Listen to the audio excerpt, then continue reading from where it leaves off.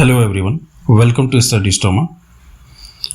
आज का जो हमारा वीडियो है वो है साइंस का टॉपिक है, मतलब ब्लड सर्कुलेटरी सिस्टम, मतलब जो है रुधिर परिसंचरण तंत्र है, उसको देखेंगे। ये वीडियो 203 पार्ट में आएगा।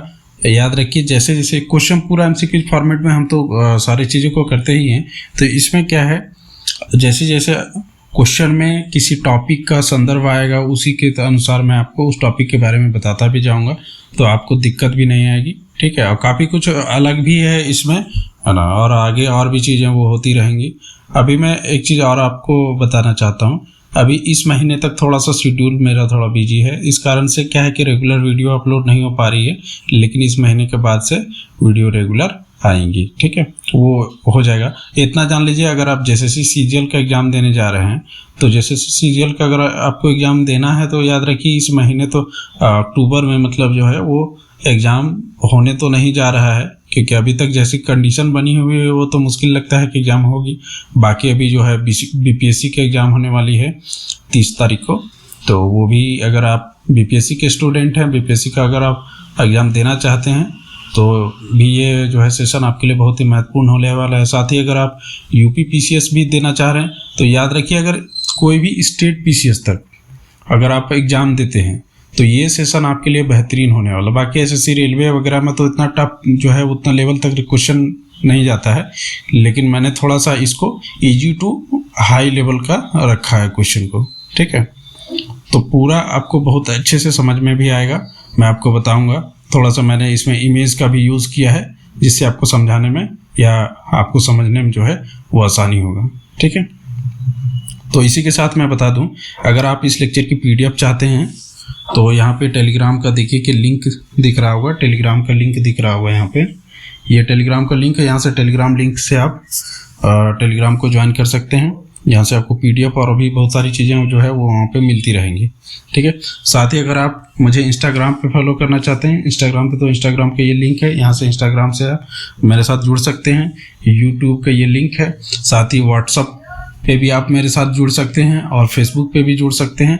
मैं इसका लिंक दे दूंगा आपको, ये पीडीएफ में आपको लिंक मिल जाएगा। ठीक है, तो जो हमारा आज का जो सेशन है वो इस तरह से है। अब मैं बता दूं, अगर वीडियो आपको अच्छा लगता है तो वीडियो को लाइक करें, शेयर करें, कमेंट करें।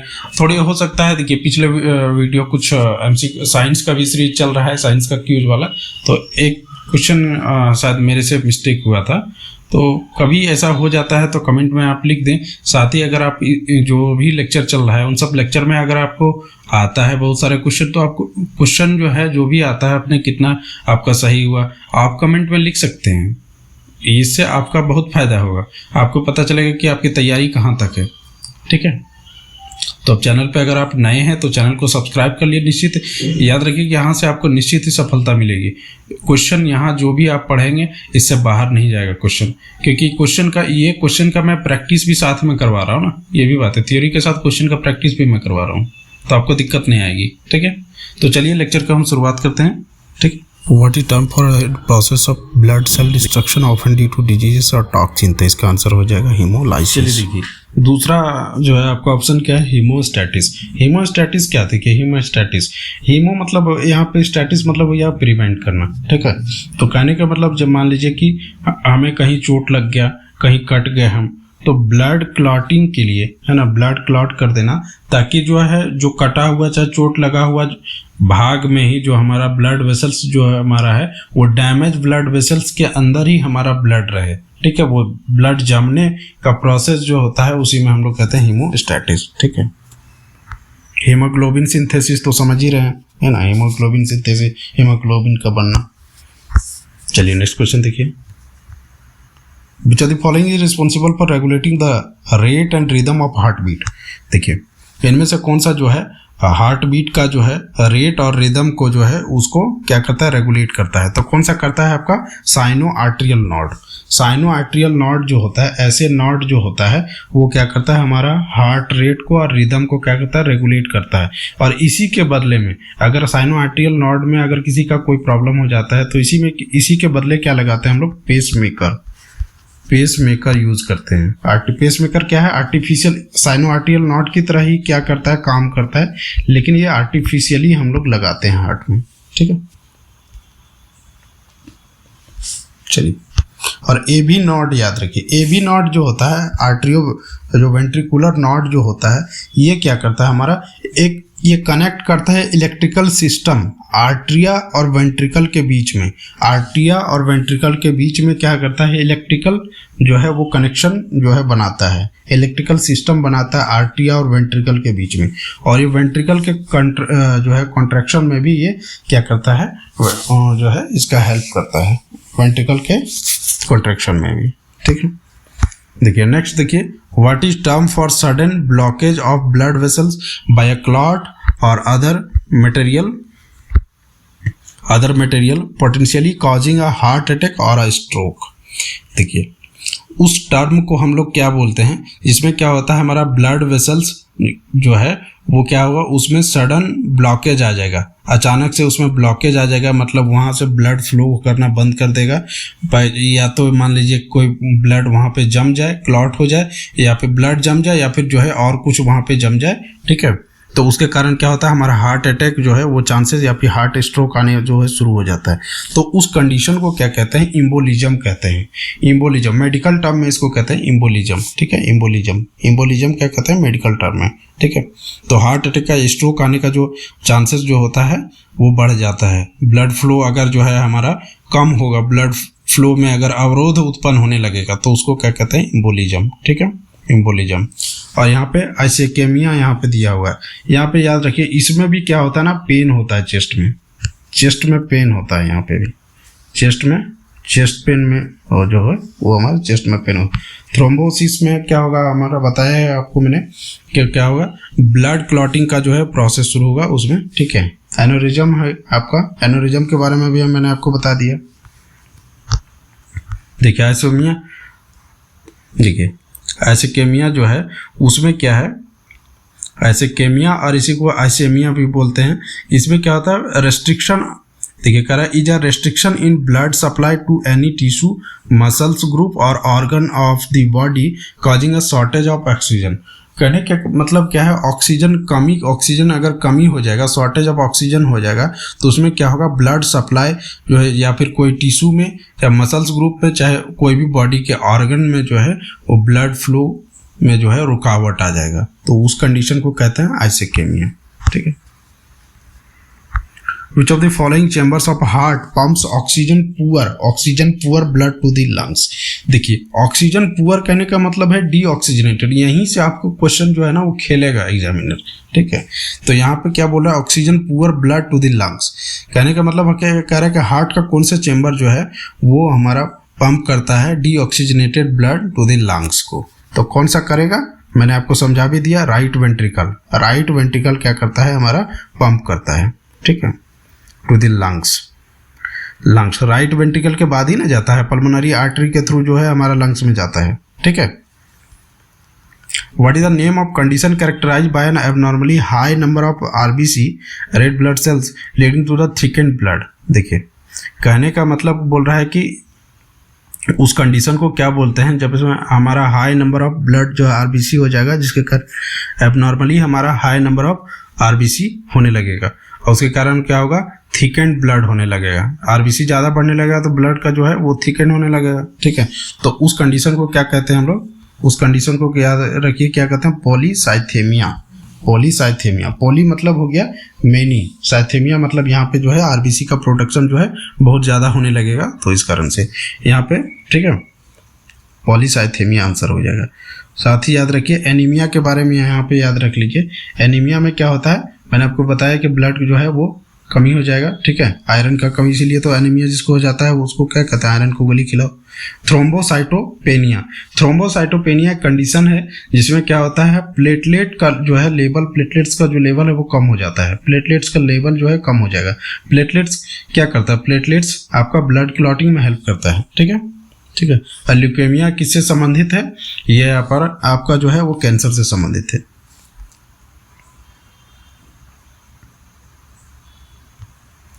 Which of the following is a common risk factor for the development of blood clots? देखिए इनमें से कौन सा जो है कॉमन रिस्क फैक्टर है, कहने का मतलब है कि ब्लड क्लॉट्स जो है होने में, ब्लड क्लॉट्स के जो शुरुआत होने में कौन सा रिस्क जो है वो हमारा आपका फैक्टर है ब्लड क्लॉटिंग के विकास में, है ना, वो कौन सा आपका रिस्क फैक्टर है। तो कौन सा है ब्लड क्लॉट जो है किसको, उसमें रिस्क कौन सा है, स्मोकिंग अगर आप करते हैं, अगर आप स्मोकिंग करते हैं, ठीक है, अगर आप स्मोकिंग करते हैं तो ये क्या करेगा, डेवलपमेंट ऑफ ब्लड में जो है उसमें ये इस तरह का कंडीशन पैदा करेगा, ठीक है। बाकी हम लो सोडियम इंटेक लेते हैं तो ठीक है, हाई फ्लूइड इंटेक लेते हैं, हाई फ्लूइड मतलब लिक्विड वाला चीज अगर चीज़ हम खाते पीते हैं तो ठीक है, रेगुलर एक्सरसाइज करते हैं तो ठीक है, हमारा जो है ब्लड क्लॉटिंग वगैरह ये सब प्रॉब्लम जो है हमारा वो नहीं आएगा, ठीक है, मतलब जो ऐसे वो दिक्कत नहीं होगा, ठीक है। नॉर्मली हमारा ब्लड क्लॉटिंग जो होगा उसी उतना ही होगा, ठीक है, जो टाइमिंग होता है वो। What is the term for process by which a blood vessels constrict to reduced blood flow to an injured area and prevent excessive bleeding? देखिए, कहने का मतलब कि उस टर्म को हम लोग क्या बोलते हैं जिसके द्वारा हमारा क्या ब्लड वेसल्स जो है वो कंस्ट्रिक्ट कर जाता है ब्लड फ्लो को रिड्यूस करने के लिए इंजर्ड एरिया से, और प्रिवेंट करता है मतलब रोकता है हमारा, कहीं चोट लग जाए, मान लीजिए कहीं आपको चोट लग गया तो चोट लगने के बाद जो है आपका ब्लड को रोकने के लिए, ठीक है, उस जहाँ से चोट लगा है वहाँ से ब्लड फ्लो को रोकने के लिए, कम करने के लिए, ब्लड फ्लो को कम करने के लिए, और वहाँ पे जो है वो जमने के लिए ब्लड को। तो कौन सा कंडीशन वो आपको मैंने आपको बताया था, हीमोस्टैटिस। हीमोस्टैटिस स्टैटिस का मतलब याद रख लीजिए, स्टैटिस का मतलब होता है आपको क्या है, रोकना, ठीक है, स्टैटिस का मतलब हो गया रोकना। हीमोलाइसिस में क्या होता है, हीमोलाइसिस में आपका क्या होगा, हीमोलाइसिस का मतलब होता है टूटना, ठीक है, इसमें क्या होगा, डिस्ट्रक्शन होगा, है ना, हेमोलाइसिस में डिस्ट्रक्शन होगा आरबीसी का, ठीक है। आपका हिमेटोपोइसिस में क्या होगा, आरबीसी का प्रोडक्शन होगा, आरबीसी का उत्पादन होगा, ठीक है, आरबीसी हमारा बनेगा। हेमोलाइसिस में आरबीसी नष्ट होगा, ठीक है। हेमोस्टैटिस में क्या होगा, हमारा एक्सेसिव जो ज़्यादा ब्लीडिंग से जो है रोकने के लिए वहाँ पे जम जाता है चोट लगने के बाद। Which blood vessels carries oxygen rich blood from heart to the rest of the body. देखिए लास्ट में हमारा मैंने आपको बताया था कि जब पल्मोनरी वेन के थ्रू जब हमारा लेफ्ट जो है लेफ्ट आर्ट्रियम से मिट्रल वाल्व या फिर बायकस्पिड वाल्व के थ्रू हमारा जाता है ब्लड लेफ्ट वेंट्रिकल में, और लेफ्ट वेंट्रिकल से फाइनली हमारा जो आएगा, फाइनली हमारा आयोटा के थ्रू जाएगा, कहाँ से, बॉडी के अन्य भाग में, है ना, शरीर के अन्य भाग में जो हमारा ब्लड जाएगा वो किसके थ्रू जाएगा, आयोटा के थ्रू, फाइनली किसके थ्रू जाएगा, आयोटा के थ्रू। और पल्मोनरी आर्टरी के थ्रू ये जाता है हार्ट से लंग्स में, डीऑक्सीजनेटेड ब्लड। पल्मोनरी वेन के थ्रू क्या जाता है हमारा, ऑक्सीजनेटेड ब्लड जो है वो जाएगा लंग्स से, जाएगा किस में, हार्ट में जाएगा। हार्ट में कौन से पार्ट में, कौन से चेंबर में जाएगा, लेफ्ट आर्ट्रियम में, ठीक है। Which of the following condition is characterized by the efficiency of red blood cells और hemoglobin in blood leading to fatigue और weakness। देखिए एनीमिया में केस में क्या होता है, आरबीसी हमारा आरबीसी का अमाउंट जो होता है वो घट जाता है। एनीमिया के केस में क्या होता है, आरबीसी का अमाउंट घट जाता है और आपका वीकनेस वगैरह ये सब भी आपको होने लगता है, ठीक है। और हाइपरटेंशन के बारे में बता ही दिया कि इसमें ब्लड प्रेशर जो है वो बढ़ने लगता है।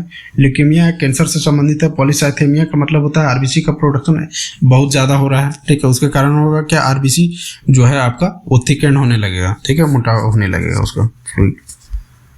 What is term for the hardening of the arteries due to the calcium deposit. देखिए कहने का मतलब उस टर्म को क्या कहेंगे जिसमें क्या है कि आर्टरीज में हार्डनिंग, हमारा आर्टरीज जो है वो हार्डन होने लगेगा, मतलब जो है वो कड़ा होने लगेगा कैल्शियम डिपॉजिट होने के कारण। तो कैल्शियम डिपॉजिट होने के कारण जो कंडीशन जो हमारा बनेगा उसको क्या कहते हैं, आर्टरियोस्क्लेरोसिस कहते हैं, ठीक है, उस कंडीशन को आर्टरियोस्क्लेरोसिस कहते हैं, ठीक है।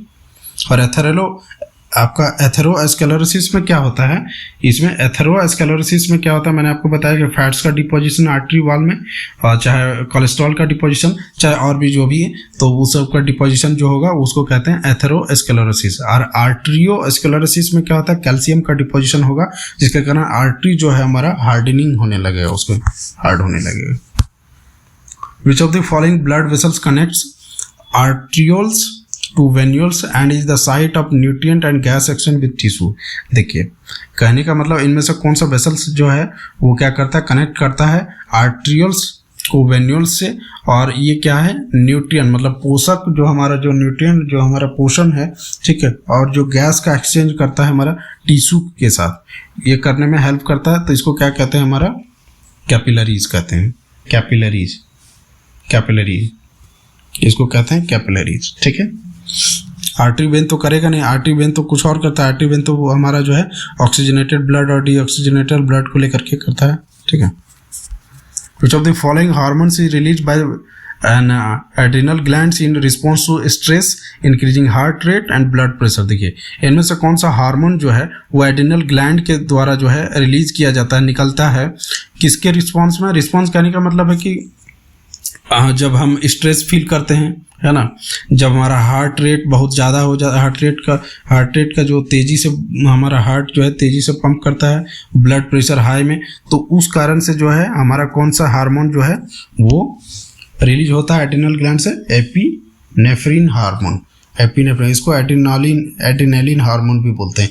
इंसुलिन के बारे में मैंने आपको बताया कि इंसुलिन पेनक्रियास से सीक्रेट होता है, थायरोक्सिन थायराइड ग्लैंड से सीक्रेट, एस्ट्रोजन आपका फीमेल जो है फीमेल हार्मोन है, ठीक है।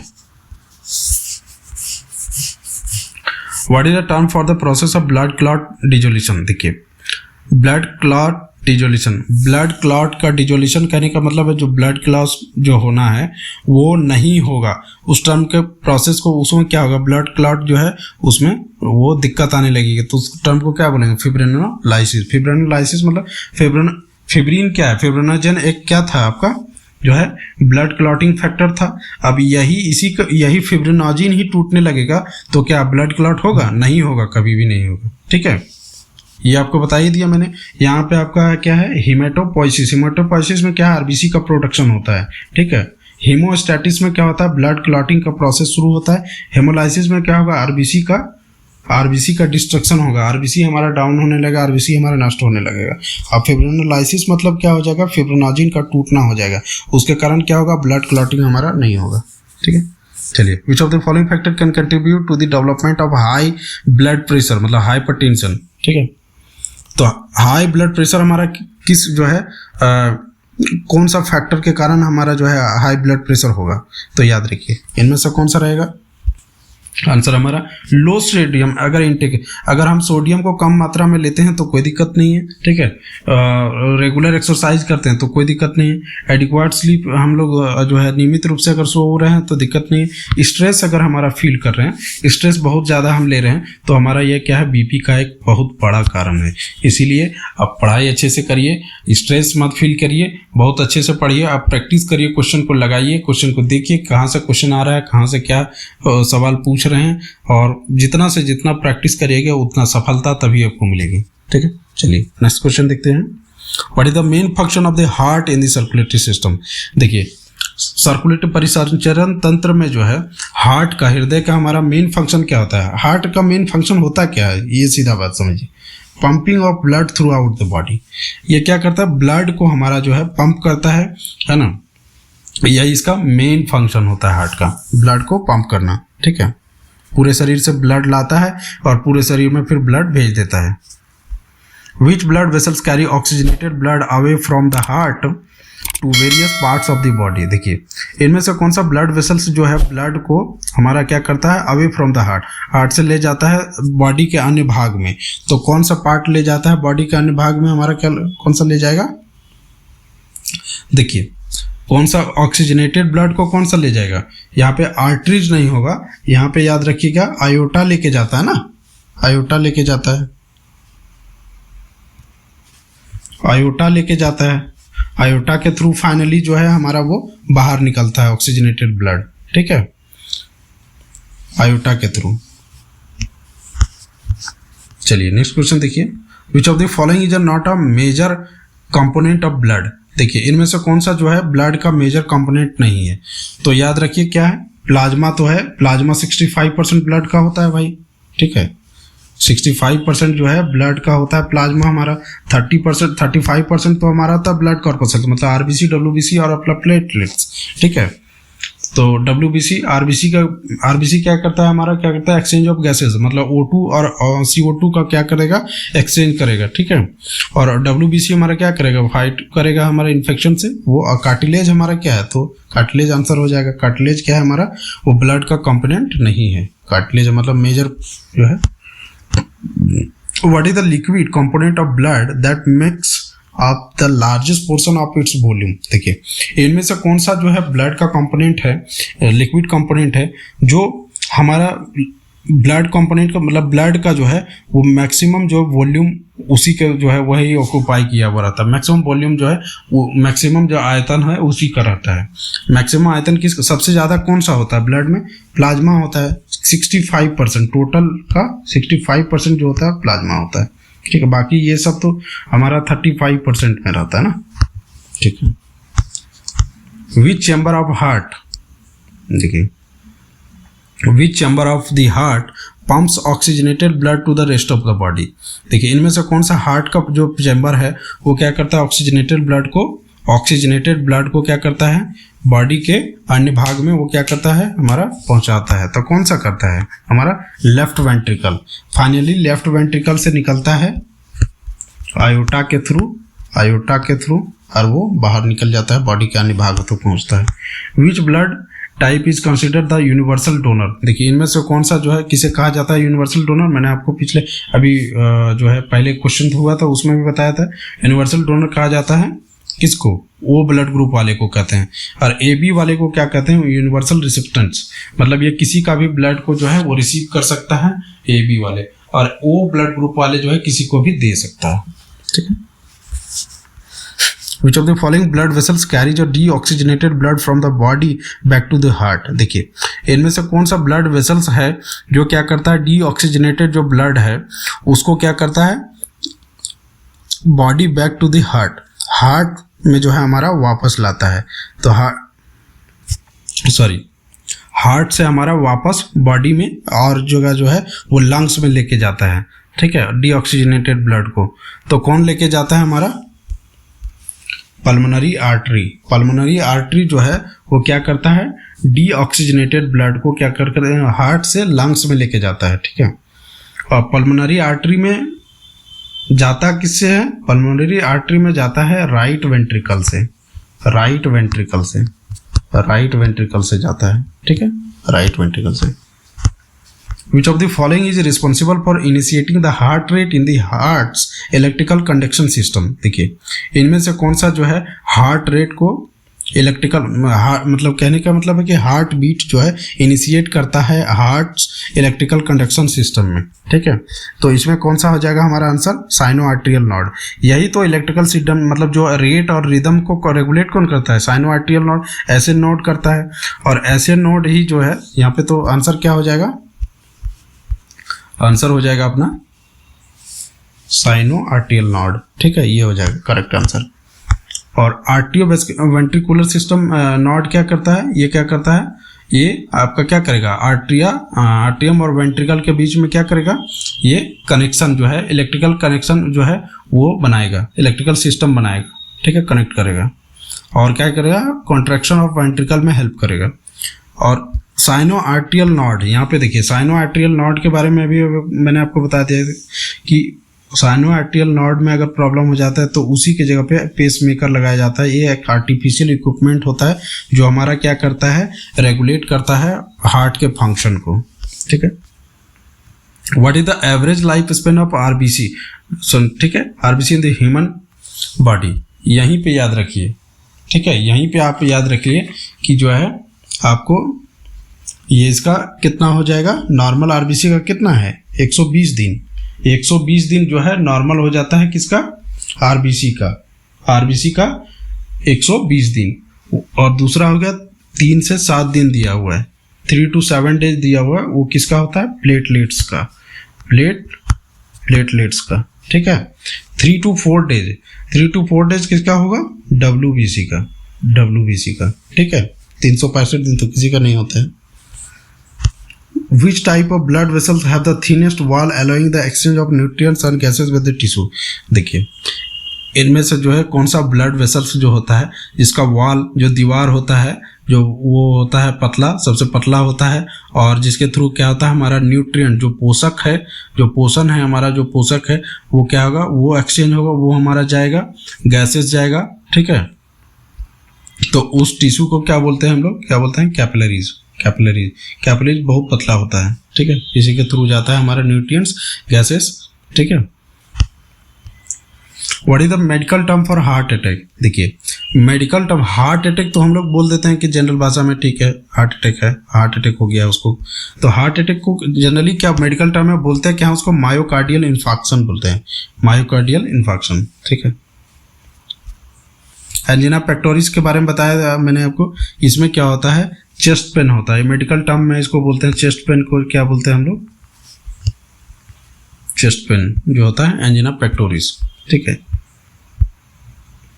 एथेरोस्क्लेरोसिस में भी मैंने आपको बता दिया था कि आर्टरीज वॉल में क्या होगा, हमारा फैट का, कोलेस्ट्रॉल का डिपोजिशन हो जाएगा, इसके कारण क्या होगा, ब्लड हमारा फ्लो करने में प्रॉब्लम आने लगेगा। देखिए which of the following is responsible for clotting of blood to prevent excessive bleeding? देखिए इनमें से कौन सा जो है फैक्टर रिस्पॉन्सिबल होता है ब्लड क्लॉटिंग में, और जो हमारा ब्लड क्लॉटिंग में जो क्या करता है, एक्सेसिव ब्लीडिंग के जो है ज़्यादा ना हो उसके लिए वो क्या करता है, रिस्पॉन्सिबल होता है, तो प्लेटलेट्स होता है, ठीक है। प्लेटलेट्स क्या है, ब्लड क्लॉटिंग हमारा एक फैक्टर है, ठीक है। और प्रोटीन में क्या हो जाएगा, फिब्रिनोजन प्रोटीन, ठीक है। Blood pressure is typically measured in the millimetres of which substance? देखिए ब्लड प्रेशर मतलब बीपी हम लोग जो नापते हैं, ठीक है, बीपी जो मापते हैं वो हमारा किस में मेजर करते हैं, किसके मिलीमीटर में, मरकरी के मिलीमीटर में करते हैं, मरकरी के मिलीमीटर में, ठीक है। क्या होता है याद रखिए, 120/80, ठीक है, 120/80। ये ऊपर वाला जो होता है सिस्टोलिक, ये होगा सिस्टोलिक, नीचे वाला डायस्टोलिक हो गया, नीचे वाला डायस्टोलिक हो गया, नीचे वाला डायस्टोलिक हो गया, ठीक है। देखिए डायस्टोलिक और थोड़ा सा याद रख लीजिए, सिस्टोलिक जो होता है याद रखिए कि जैसे नॉर्मल प्रेशर जो है एग्जर्ट होता है, प्रेशर जैसे मतलब जो लगता है जब ब्लड हमारा जो हमारा आर्टरीज में इजेक्ट होता है तब, ठीक है। नॉर्मली जो प्रेशर जो हमारा लगेगा जब ब्लड हमारा इजेक्ट होगा आर्टरीज में, ठीक है, मतलब ब्लड जो है हमारा जाएगा आर्टरीज में। और डायस्टोलिक में क्या होगा, प्रेशर जो है ब्लड पे जो है हमारा जो ब्लड का प्रेशर जो है लगेगा आर्टरीज में जब हमारा हार्ट बीट जो है वो करेगा तब, ठीक। देखिए which of the following chambers of heart receives oxygen rich blood from the lungs? इनमें से कौन सा जो है हार्ट का चेंबर है जो क्या करता है, ऑक्सीजन रिच, मतलब ऑक्सीजन रिच जो है हमारा ब्लड, ऑक्सीजन रिच ब्लड को जो है हमारा लंग से रिसीव करता है। तो कौन सा करता है, याद रखिए यहाँ पे लेफ्ट आर्ट्रियम क्या करता है, जैसे लंग से पल्मोनरी वेन के थ्रू आता है ना, यहाँ से इस तरह से आ रहा था ना, ऐसे करके पल्मोनरी वेन से, तो रिसीव कौन कर रहा था, ऑक्सीजनेटेड ब्लड को लंग से आ रहा था, तो लेफ्ट आर्ट्रियम कर रहा था। उसके बाद कहाँ जा रहा था, लेफ्ट आर्ट्रियम से लेफ्ट वेंट्रिकल में जा रहा था, किसके थ्रू, ओपनिंग जो था उसको क्या बोलते थे, मिट्रल वाल्व, बाइकस्पिड वाल्व बोलते थे उसको, ठीक है। और वही लेफ्ट वेंट्रिकल के थ्रू आयोटा के थ्रू वो जो है पूरे बॉडी में ब्लड चला जाता था, ठीक है। What is the term for the total volume of blood pumped by the heart in 1 minute? देखिए 1 मिनट में जो हमारा जो है ब्लड पंप होता है, ठीक है, जो ब्लड पंप होता है उसका टोटल वॉल्यूम को जो है हम लोग क्या टर्म देते हैं, टोटल वॉल्यूम को क्या टर्म देते हैं, कार्डियक आउटपुट कहते हैं। और 1 मिनट में हमारा जो है 72 बार जो धड़कता है ना, जो हमारा हृदय जो है उसको बोलते हैं हम लोग हार्ट रेट, ठीक है। कार्डियक आउटपुट में क्या होता है, 1 मिनट में जो हमारा ब्लड पंप्ड करता है ठीक है, टोटल वॉल्यूम का, तो उसको कहते हैं हम लोग, क्या कहते हैं, कार्डियक आउटपुट। देखिए, which of the following is a condition where the arteries become narrowed and hardened due to the build up of fatty deposits. देखिए, कहने का मतलब होता है, मैंने आपको बताया था ना, कई बार बताया कि एथेरोस्क्लेरोसिस में क्या होगा, एथेरोस्क्लेरोसिस में क्या होगा, आपका क्या होगा, फैट का डिपोजिशन हो जाएगा आर्टरीज वॉल में, चाहे कोलेस्ट्रॉल का डिपोजिशन होगा, जिसके कारण क्या होगा, ब्लड फ्लो में दिक्कत आएगी। ठीक है, ब्लड फ्लो में दिक्कत आएगी। एनोरिज्म वगैरह भी बता दिया मैंने आपको। ठीक है, हाइपरटेंशन भी बता दिया, थ्रोम्बोसिस में बता दिया कि इसमें क्या होगा, ब्लड क्लॉटिंग का प्रोसेस शुरू होगा। In the circulatory system what is the purpose of haemoglobin. देखिए, हीमोग्लोबिन का पर्पस क्या होता है सर्कुलेटरी सिस्टम में, क्या कहता है, ऑक्सीजन का ट्रांसपोर्ट करता है, ऑक्सीजन का ट्रांसपोर्ट करता है। इसका जो फंक्शन होता है, मेन फंक्शन क्या होता है, ऑक्सीजन को ट्रांसपोर्ट करना।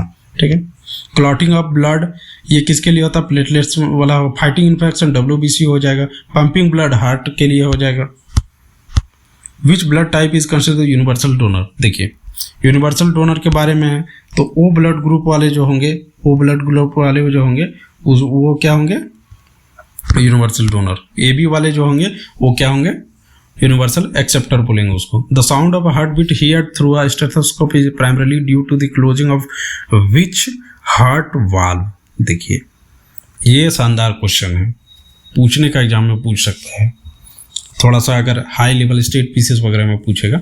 The sound of heart beat hear through the stethoscope से, जो स्टेथोस्कोप से हम सुनते हैं साउंड जो है हार्ट बीट का, ठीक है, वो कौन सा हार्ट वाल्व जो होता है कि उसके क्लोज होने का आवाज़ सुनते हैं। तो कौन सा हार्ट जो है, तो सेमी ल्यूनर वाल्व, इसके बारे में मैंने आपको बता दिया था। Semi lunar valve, aortic valve plus किसको, आयोटिक वाल्व, और इसका एक आपका है किसको, देखिए आयोटिक हो गया और आपका हो गया पल्मोनरी। ठीक है, पल्मोनरी वाल्व जो हो गया उसको कहेंगे हम लोग सेमी ल्यूनर वाल्व। इसी के बारे में बताया था ना। चलिए, ट्राइकस्पिड और बाइकस्पिड वाल्व के बारे में बता दिया। ट्राइकस्पिड वाल्व जो होता है वो आपका जो राइट आर्ट्रियम से राइट वेंट्रिकल में जो ब्लड आएगा, डीऑक्सीजनेटेड ब्लड, तो उसका ओपनिंग हो गया ट्राइकस्पिड। अब बाइकस्पिड या मिट्रल वाल्व हो गया, लेफ्ट आर्ट्रियम से लेफ्ट वेंट्रिकल में जाएगा, तो जो ओपनिंग के थ्रू जाएगा उसको कहते हैं बाइकस्पिड वाल्व। ठीक है,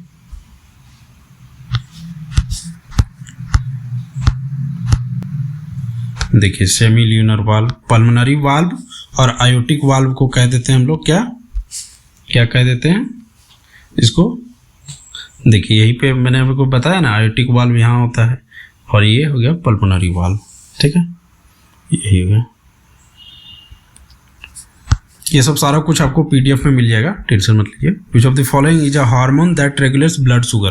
देखिए, इनमें से कौन सा हार्मोन ब्लड शुगर को रेगुलेट करता है, इंसुलिन। इंसुलिन हार्मोन ही जो है वो ब्लड शुगर को रेगुलेट करता है, इंसुलिन भी नहीं होगा यहाँ पे, इंसुलिन होगा। ठीक है, और टेस्टोस्टेरोन क्या है, मेल सेक्स हार्मोन है, एस्ट्रोजन आपका जो है फीमेल हार्मोन है, और थायरोक्सिन जो है थायराइड ग्लैंड से निकलता है। ठीक है, थायराइड ग्लैंड से थायरोक्सिन हार्मोन के कारण ही जो है आप लोग को क्या होता है, कमी हो जाता है, जिसके कारण क्या होता है, ग्वाइटर हो जाता है। ठीक है, ग्वाइटर, इसको घेंगा कहते हैं। Which blood vessel carried oxygenated blood from the lungs back to the heart. देखिए, इनमें से कौन सा ब्लड वेसल जो करता है, ऑक्सीजनेटेड ब्लड को क्या करता है, हम लोग का हार्ट में लाके देता है, lungs back to the heart, है ना। Lungs back to the heart कौन करता है, हमारा पल्मोनरी वेन करता है। पल्मोनरी वेन के थ्रू ही हमारा इंटर करता है ना, लेफ्ट आर्ट्रियम से जो है बाइकस्पिड या मिट्रल वाल्व के थ्रू वो चला जाता है, किस में, लेफ्ट आर्ट्रियम से चला जाता है लेफ्ट वेंट्रिकल में, और लेफ्ट वेंट्रिकल से बाहर चला जाता है आयोटा के थ्रू और different parts of the body में। ठीक है, देखिए, what is the name of condition characterized by the high blood pressure. High blood pressure को क्या बोलते हैं, हाइपर टेंशन बोलते हैं उसको, हाइपर टेंशन बोलते हैं। हाइपर टेंशन में क्या हो जाएगा, कम हो जाएगा हमारा ब्लड प्रेशर। और हाइपर टेंशन के पहले जो कंडीशन बनता है उस टर्म को क्या बोलते हैं हम लोग, प्री हाइपर टेंशन। ठीक है, हाइपरग्लाइसीमिया में क्या हो जाएगा, हमारा ब्लड जो हमारा शुगर का जो लेवल है वो बढ़ जाएगा। Which of the following responsible for producing antibody to fight off infection. देखिए इनमें से कौन सा रिस्पॉन्सिबल होता है एंटीबॉडीज को बनाने के लिए, जिससे क्या होता है इन्फेक्शन से हमारा लड़े। तो कौन होता है, ये किसका काम होता है, WBC का काम होता है, ठीक है। RBC का एक्सचेंज ऑफ गैसेस काम होता है। प्लेटलेट्स क्या होता है, प्लेटलेट्स क्या करता है हमारा, प्लेटलेट्स क्या करता है, ब्लड क्लॉटिंग में हेल्प करता है। प्लाज्मा क्या करता है, प्लाज्मा क्या करता है, ट्रांसपोर्ट करता है हमारा न्यूट्रिएंट को, ठीक है, हार्मोन को, और एक्सक्रेटरी जो प्रोडक्ट होता है उन सबको। जैसे एक्सक्रेटरी प्रोडक्ट में मैंने आपको बताया था क्वेश्चन भी कि कार्बन डाइऑक्साइड हो गया, यूरिया हो गया, यूरिक एसिड हो गया, ये सब जो है हमारा किस में करता है, प्लाज्मा करेगा, ठीक है। Which blood component plays a crucial role in transporting nutrient, hormone and waste product throughout the body। देखिए इनमें से कौन सा ब्लड का कंपोनेंट है जो क्रूशियल रोल प्ले करेगा, है ना, transporting nutrient, hormone and waste product throughout the body. तो मैंने आपको बता ही दिया आपकी, ये कौन सा करेगा, प्लाज्मा करेगा। ये ट्रांसपोर्ट न्यूट्रिएंट को ट्रांसपोर्ट करना, हार्मोन को, वेस्ट प्रोडक्ट को हमारा जो है वो थ्रू आउट द बॉडी, मतलब पूरे बॉडी में तो करता है प्लाज्मा। बाकी RBC के बारे में, WBC, प्लेटलेट्स के बारे में बता ही दिया है, ठीक है। The right side of the heart pumps blood to the which part of the body. देखिए right side of the heart pumps blood to which part of the, देखिए तो कहाँ पे जाता है हमारा जो है वो लंग्स में, ठीक है, लंग्स में जाता है, लंग्स में। हार्ट के राइट साइड में पंप करता है blood to which part of the body में, किसमें, लंग्स में। What is the term for the process of blood cell formation which primarily occurs in the bone marrow। देखिए bone marrow में जो हमारा जो प्राइमरली शुरू में जो है बोन मेरो में बनता है ना, तो उस प्रोसेस को क्या कहते हैं, हेमाटोपोइसिस कहते हैं। हेमाटोपोइसिस मतलब RBC का प्रोडक्शन, राइट। हीमोग्लोबिन सिंथेसिस मतलब क्या होगा, हीमोग्लोबिन का सिंथेसिस मतलब हीमोग्लोबिन हमारा बनेगा। हेमोलाइसिस में क्या होगा, RBC का डिस्ट्रक्शन होगा, ठीक है। और हेमोस्टेटिस में क्या होगा, हेमोस्टेटिस में क्या होगा, ब्लड क्लॉटिंग वाला जो प्रोसेस है उसमें वो संबंधित है, ठीक है। विच of the following factors is not a risk factor for cardiovascular disease. देखिए कार्डियोवेस्कुलर मतलब जो हार्ट वाला डिजीज है, लंग्स वाला, कार्डियोवेस्कुलर टर्म हार्ट और लंग्स के लिए यूज करते हैं ना हम लोग, ठीक है। तो कार्डियोवेस्कुलर डिजीज के लिए कौन सा रिस्क फैक्टर नहीं है इनमें से, तो देखिए कार्डियोवेस्कुलर वाला फैक्टर कौन सा नहीं है, अगर आप स्मोकिंग करते हैं तो है, स्मोकिंग करिएगा तो कार्डियोवेस्कुलर डिजीज होगा। हाई कोलेस्ट्रॉल लेवल अगर आपका रहेगा तो भी होगा, हाइपरटेंशन होगा तभी होगा। अगर आप रेगुलर एक्सरसाइज करेंगे तो क्या होगा, कार्डियोवेस्कुलर डिजीज नहीं होगा, उन सब का रिस्क फैक्टर नहीं है, ठीक है। देखिए what is the term for sudden loss of blood, sudden loss of blood to the part of the brain often resulting in the neurological damage. देखिए इनमें से कौन सा जो टर्म, उसके लिए क्या टर्म यूज करेंगे जिसमें क्या होता है, ब्लड सप्लाई हमारा सडन लॉस कर जाता है to the part of the brain.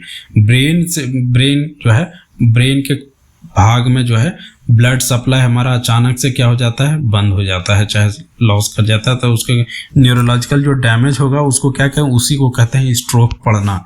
Stroke पड़ना कहते हैं उसी को, हमारा ब्लड में जो है ब्रेन के पार्ट में अचानक से जाना बंद हो जाएगा, उसको कहेंगे स्ट्रोक, ठीक है। थ्रोम्बोसिस बता ही दिया, एम्बोलिज्म भी बता दिया, एनोरिज्म भी बता दिया, ठीक है।